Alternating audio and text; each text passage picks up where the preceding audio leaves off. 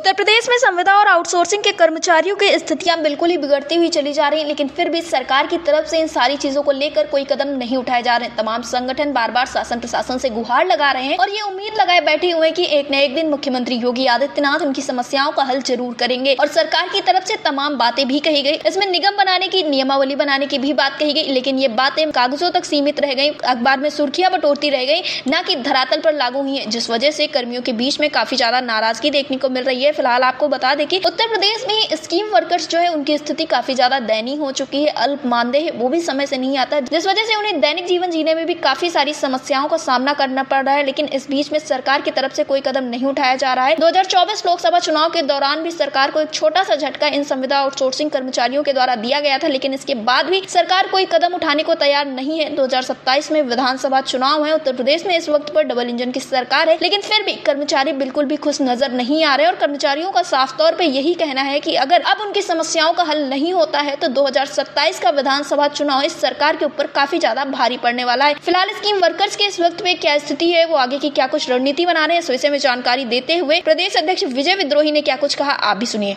विजय जी, आपका हमारे चैनल अटल टीवी पे बहुत बहुत स्वागत है। जी धन्यवाद।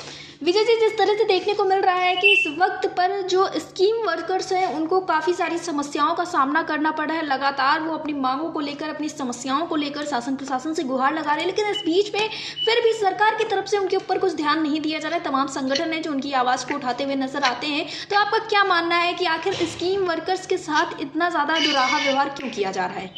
देखिए, एक बात तो ये समझ लीजिए कि सरकार ने स्कीम वर्कर्स को एक मुफ्त का गुलाम मान लिया है। खासतौर से इसमें जो महिला श्रम है जी, उसका तो बहुत भयानक दोहन हो रहा है जी। आप इसमें अगर आप देखें तो ASHA workers, mid day meal workers जी, आंगनवाड़ी वर्कर्स, फिर बैंक सखी, समूह सखी, आपदा सखी जी, विद्युत सखी, जल सखी, मैंने इतनी किस्म का स्कीम वर्कर गांव गांव खड़ा कर दिया इन्होंने, गली गली खड़ा कर दिया है और उससे मुफ्त में काम ले रहे हैं। इनमें 90% लोगों को तो एक पैसा नहीं मिलता है जी। आशा वर्कर्स 2000 में काम कर रही, मिड डे मील वर्कर्स 2000 में काम कर रही, आंगनबाड़ी 3500 में, 7000 में काम कर रही जी। सेवा की कोई निश्चितता नहीं है जी। अब आशा वर्कर्स के सवाल से हम आपके प्रश्न का उत्तर देना है जी कि प्रदेश के अंदर 1,67,000 आशा वर्कर्स है जी। यूपी के अंदर खासतौर से अगर देखा जाए, पूरे देश में इनका संख्या 20 लाख है जी। वर्ष 2013 में भारतीय श्रम सम्मेलन आयोजित हुआ, वो 45वां सत्र था। तो 45वें भारतीय श्रम सम्मेलन की अध्यक्षता तत्कालीन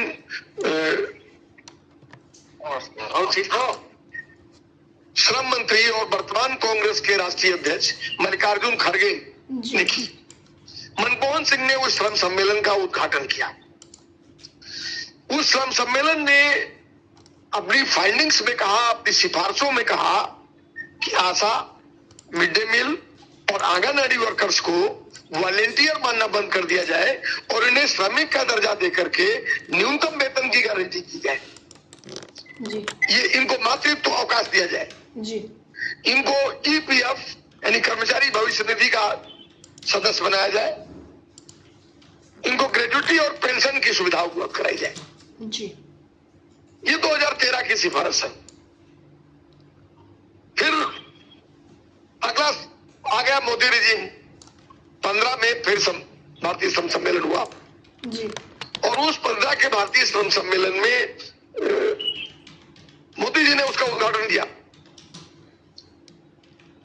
और उसमें भी कहा गया 46वें श्रम सम्मेलन में कि इनको ईपीएफ और ग्रेजुटी की सुविधा दी जाए जी।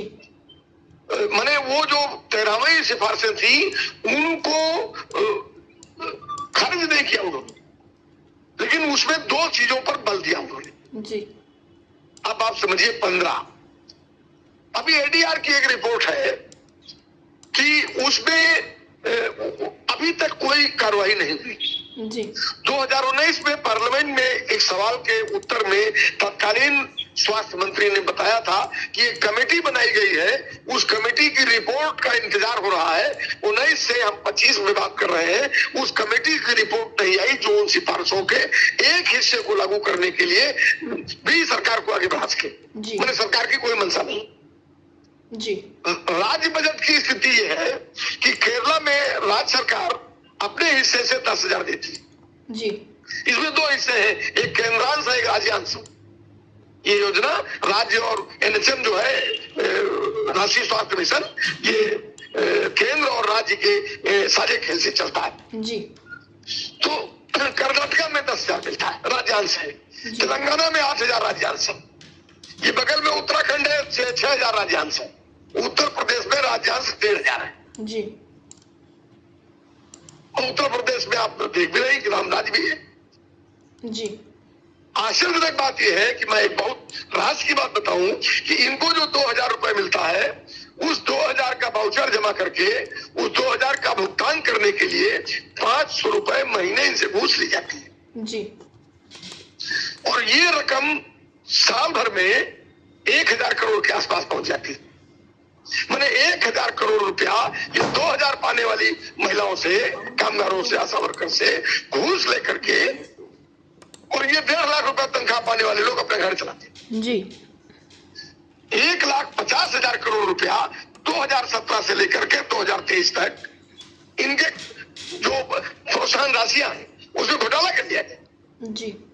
और ये दोनों बातें राज्य सरकार के सामने बरसों से उठ रही है। स्वास्थ्य मंत्री के टेबल पर 1 लाख चिट्ठियां हैं, मुख्यमंत्री के टेबल पर 1 लाख चिट्ठियां हैं, हजारों वीडियो है, एनएचएम के सामने हजारों लोगों के प्रदर्शन है, लेकिन न तो उस 1,50,000 करोड़ रुपए के घोटाले की जांच करनी है जी। और न ये 1,000-2,000 करोड़ रुपए की जो घूसखोरी है, इसको वापस इसको रोकने के लिए कोई निगरानी कमेटी बनानी जी।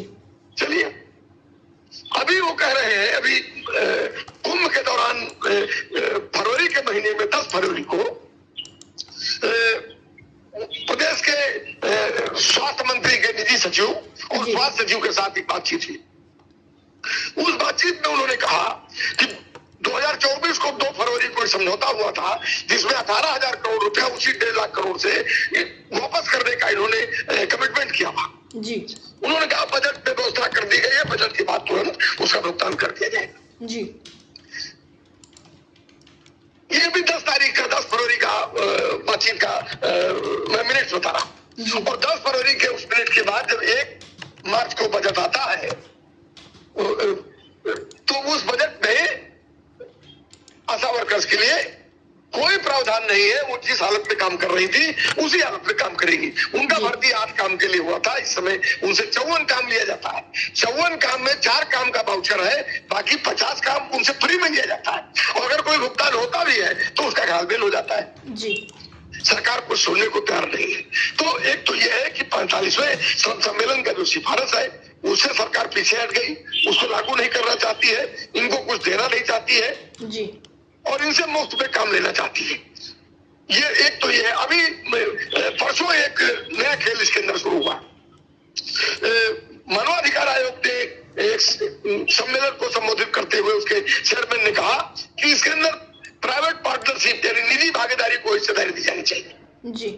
माने कि आप ये काम भी ठेके पर उठ जाएंगे और धीरे धीरे सरकार ये 2 लाख 1.5 लाख जो आशा वर्कर से 2.25 लाख इनका भी भार कम करेगी और इनको उधार करेगी जी। इनको इन्होंने 2021 के चुनाव में ये कह करके कि आपको हम एक गिफ्ट दे रहे हैं, एक मोबाइल पकड़ा दिया। पूरे प्रदेश का जो डेटा ऑपरेटर था एनएचएम के अंदर, वो सारे डेटा ऑपरेटर की छुट्टी कर दी और इन लोगों से कहा कि आपको सारा डेटा इसी मोबाइल में भर्ती आपको फिलअप करना है जी। उसके अंदर 90% लोग डेटा मैंने उसके अंदर काम कर नहीं पा रही। रात भर उनके बच्चे जुटे हुए हैं, उनकी बेटियां जुटी हुई है। बेटा परीक्षा की तैयारी कर रहा है लेकिन वो माँ का काम पूरा कर रहा है। सवेरे जाएगा तो उसको गाली मिलेगी, धक्का मिलेगा। वो 2,000 रुपए भी जो मिलता है उसका वाउचर नहीं लिया जाएगा। अरे इतना उत्पीड़न है, इतना परेशान किए हुए इनको कि आप उसकी सीमा पार कर लो। दूसरी तरफ आप देखिए मिड डे मील वर्कर्स है, ये 2000 पाती है। पिछले साल लखीमपुर खीरी में सिलेंडर की खराब पाइप की वजह से आग लग गई और एक 35 साल की मिड डे मील वर्कर जलकर मर गई जी। कोई उसके लिए बीमा की व्यवस्था नहीं, कोई उसके इलाज की व्यवस्था नहीं। 2000 रुपए मिलता है, वो 50 से लेकर 60 लोगों को खाना बनाती है और उस 2000 रुपए में मैडम का टिफिन भी साफ करेगी, वो स्कूल का घास भी साफ करेगी, कोई बच्चा अगर मान लीजिए गंदगी कर देगा तो उसको भी साफ करेगी। तो इतना कुर्सी भी रखेगी, मेज भी रखेगी, उसका भी झाड़ू पोछा करेगी, टीचर की स्कूटी भी पोछेगी जी। मैंने गुलाम की तरह उसको 10 बजे से लेकर के और 4 बजे तक बैठाए रखना है जी। इतनी बुरी दशा है। मर जाने पर, सेवा से बाहर हो जाने पर अभी खतरा है। अभी कह रहे हैं कि हम शिक्षा मित्रों का स्थानांतरण करेंगे। अभी एक नियम बना दिया जी। पहले शिक्षा मित्र वहीं रहते थे, जिस ग्राम सभा में भर्ती हुए उसी स्कूल बनाए। अभी वो कंपोजिट स्कूल बना रहा है, यानी 4 स्कूल बंद करो, 1 स्कूल चलाओ। उत्तर प्रदेश में 27,000 स्कूल बंद होने की कगार पर है। 18 अगस्त 2024 की एक रिपोर्ट जो भेजी गई है सरकार को, जिस पर उन्होंने 4 महीने पहले काम शुरू किया था और बयान आ भी गया था, कुछ विरोध के बाद उससे थोड़ा पीछे हटे जी। तो उसमें है कि 27,000 स्कूल आपको बंद करने हैं, इसलिए कि 24 लाख बच्चे कम हो गए। उत्तर प्रदेश के स्कूलों में पिछले 2024 और 25 का जो सत्र है उसमें 23 और 24 के मुकाबले 24 लाख बच्चे कम हुए। तो बच्चे क्यों कम हुए? बच्चे कम इसलिए हुए कि कोई फर्नीचर नहीं है वहां आपके पास जी। आप खाने के नाम पर वहां पर जो घालमेल चल रहा है, 100 ग्राम गरम मसाले में महीना भर उनको खाना खिला रहे हैं बच्चों को, सड़ी हुई दलिया और खिचड़ी आप दे रहे हैं, कीड़े वाला आप जो है आटा खिला रहे हैं बच्चों को, सब्जी के नाम पर 5 ग्राम मसाले में सब्जी बन रही है। तो वो लूट पूरे पैमाने पर चल रही है, उसको सरकार भी जानती है और नीचे भी लोग जानते हैं, जनता भी उसके लिए कम जवाबदेह नहीं। स्कूल में टीचर है नहीं, शिक्षा मित्र के सारे स्कूल चल रहा है। 4 लाख शिक्षकों की भर्ती करनी थी, उनमें 1.5 लाख ये 100 लाख शिक्षा मित्र हुए थे, इनको फिर आपने शिक्षा मित्र बना दिया। 67,000 भर्ती का हाल आप जान रहे हैं क्या चल रहा है। कभी भी उसमें मामला मुकदमा अदालत सब दुनिया भर का, मैंने कुल 67,000 भर्ती हुई, 68,000, और उसमें भी बॉल जारी है। तो सरकार को 4 लाख शिक्षकों की अपेक्षा, मतलब कोई भर्ती नहीं किया, 68,000 किया। आगवा टीचर है नहीं, गार्जियन वहां अपने बच्चों को खाली खेलने के लिए भेजेगा, तो विद्यालय में बच्चे नहीं आ रहे हैं। इसकी जवाबदेही टीचर की है, इसकी जवाबदेही शिक्षा मित्र की है, इसकी जवाबदेही रसोईया की है, ये जवाबदेही सरकार की है कि आप अपने विद्यालय को, अपनी शिक्षा के स्तर को अपग्रेड करिए। सजा आप किसको दे रहे हैं? सजा उन ग्रामीणों को दे रहे हैं जिनके गांव में स्कूल थे, उनको बंद करके आप 5 किलोमीटर दूर एक स्कूल खोल दे रहे हैं। मरेगा कौन? रसोईया वर्कर बाहर हो जाएगी। 54,000 55,000 मिड डे मील वर्कर बाहर होने की कगार पड़े। बजट सत्र में इस सवाल पर सरकार सन्नाटा मारे हुए जी। इसी तरह समूह सखियों को 1,500 देते हैं।